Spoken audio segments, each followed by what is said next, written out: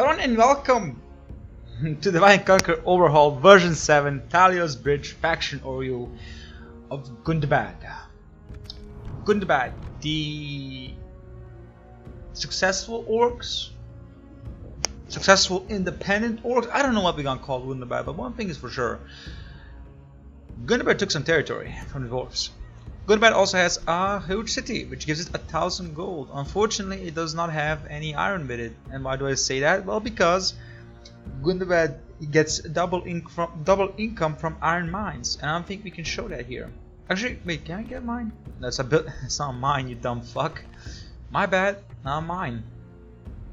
There's Gundabad's mines. Look at this. Look at this. Beautiful. 800, 1500. That's beautiful mines. Beautiful income. Gundabad's major tradable resources that they get their biggest industry booms from is iron, then gold, then silver. So it's all about those precious metals and iron. Gundabad, of course, I don't know which one gives you the all the units once you get to the barracks cement, because Gundabad is a huge city, so you kind of need that point. And no changes to bodyguards, that's for sure. How do you do Gundabad? Well, for once, and I'll talk about this with the unit overview, but I'll talk here. Gundabad is very much about defensive skill. Gundabad doesn't have a lot of armor. Gundabad has, I keep speaking too quickly. Gundabad has some units that have armor, just some, but vast majority of their units are kind of implying the Arid Luin system of just not a lot of armor, shit armor. A lot of defensive skill. They're resilient, you know, the classical Nord or classical Russian from the old times, you know, the old burgy big men who fucking can break you in half, basically. That kind of logic. So yeah, a lot of defense skill, not a lot of armor. Only a couple of units have armor, because I feel like they should have like one solution, you know, one armored unit. Costs a lot, of course, but one unit. I think Gundabad is in the black, so that's good. Gundabad actually will make you money next turn. That's pretty good. That is really good. My advice is Gundabad is just kill Anduin. Anduin can be a threat late game, so try to kill it as quickly as possible. Diplomacy. Erebor will not reach you for a long time, and I would not fight Erebor immediately. That means you can try. You will outnumber them, certainly, but killing them?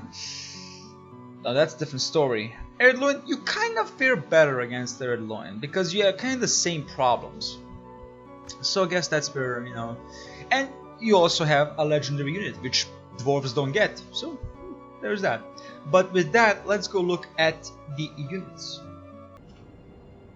And here we are, with the unit overview of Gundabad. So, very small unit size, basically a Khazad-dûm if you ask me.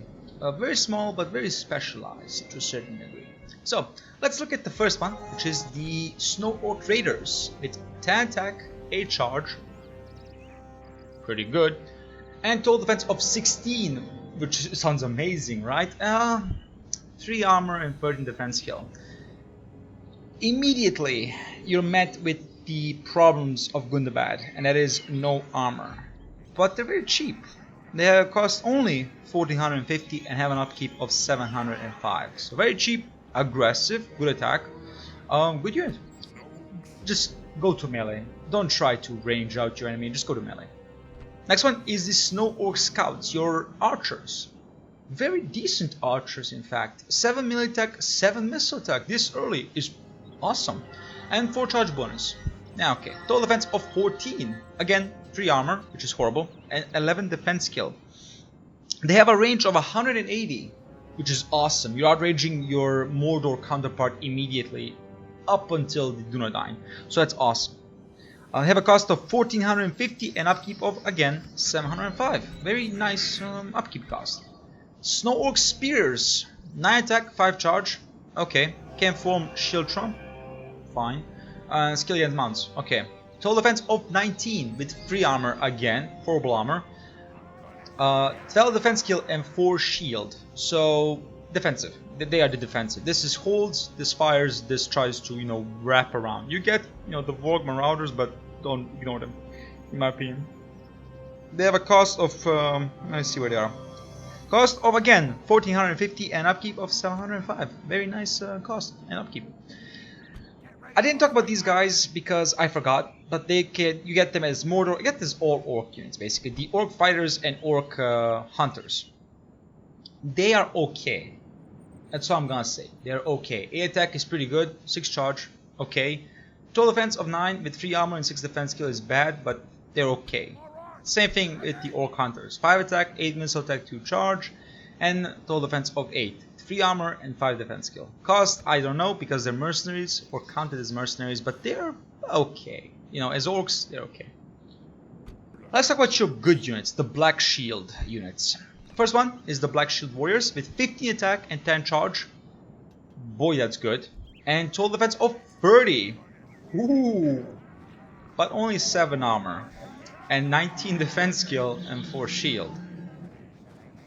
19 defense skill is a lot of defense. That is a lot. So try to get them into melee as much as possible. They have a cost of 2600 and an upkeep of 1230. Gundabad is kind of the perfect anti-armor piercing faction because you just don't have armor. Like only around here and of course here you get armor. It's even debatable. Your legendary has armor, but Gundabad Mountain Guard, that's debatable. Either way, a Black Shield Warband, 14 attack, 6 charge, okay. Spear unit, 6 charge, understandable. And total defense of 32 with 7 armor and 21 defense skill and 4 shield. Even better. Even better. Extremely better, I would argue. They have a cost, of course, of 2600 and upkeep of 1230. So just try to get them into melee, and that's about it. Just do that.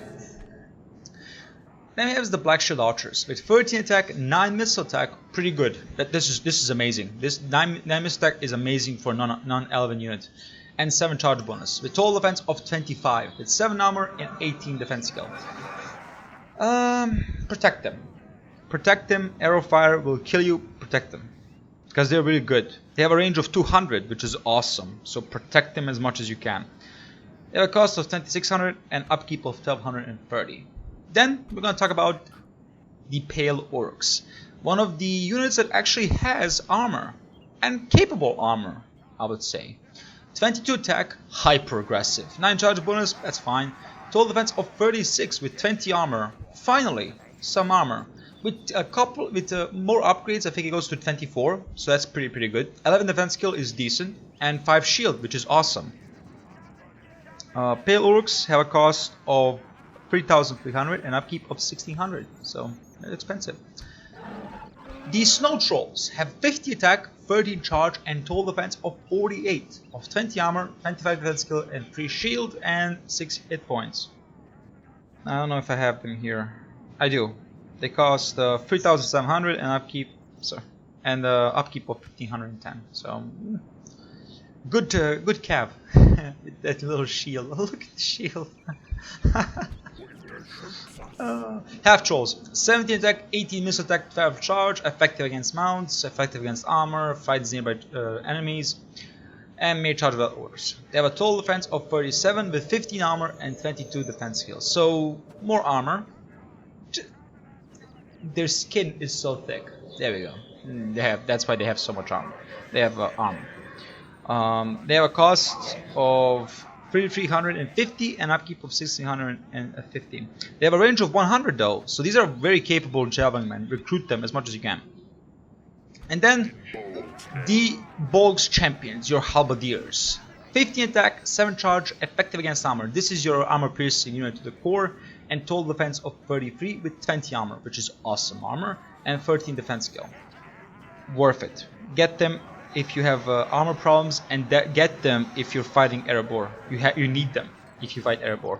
They have a cost of 3,350 and upkeep of 1,600. So this is your armor faction, or armor part of the faction. Very expensive, smaller size, but if you want armor, you need them. Let's talk about your bodyguard. Bodyguard also has armor. 90 attack, 13 charge, pretty good. Skilled against mounts, pretty good. Total defense of 38 with 20 armor and 18 defense skill. You can argue this is like the best of both worlds, and I would agree. This is best of both worlds, basically. They have a cost of 3,000 and upkeep of 1,290. And finally, we talk about your elites. Sorry, I keep saying elites. Your legendary unit, the Gundabad champions. In the vanilla mod, they're called Orc Avengers, but I hate that name, so I hate the name. So ask the Discord what would be a cool name for them, and someone came up with Gundabad champions. So I was like, yeah, sure, okay, cool name. We're gonna take it. 18 attack, 15 charge, effective against armor. Godlike unit. This is your best unit. You want it as much as possible. Aggressive as fuck. And total defense of 33 with 24 armor and 9 defense skill. So it's a 180. This has a lot of armor and no defense skill. And the reason being is that they have dwarven armor. That's it. That's why. They have dwarven armor, so it's so heavy. They're not used to it. That's why the low defense skill. They just don't move as quickly, but they are strikingly hard. You know, 18 attack, 15 charge, they will pulverize anything they attack. And there's 100 of them, so you outnumber any other legendary unit. So this is Gundabad. They're again, like Isengard, a one-trick pony. Defense skill, defense skill, defense skill. They have some units that have armor, but that's only in the late game, and your legendary unit and your bodyguard.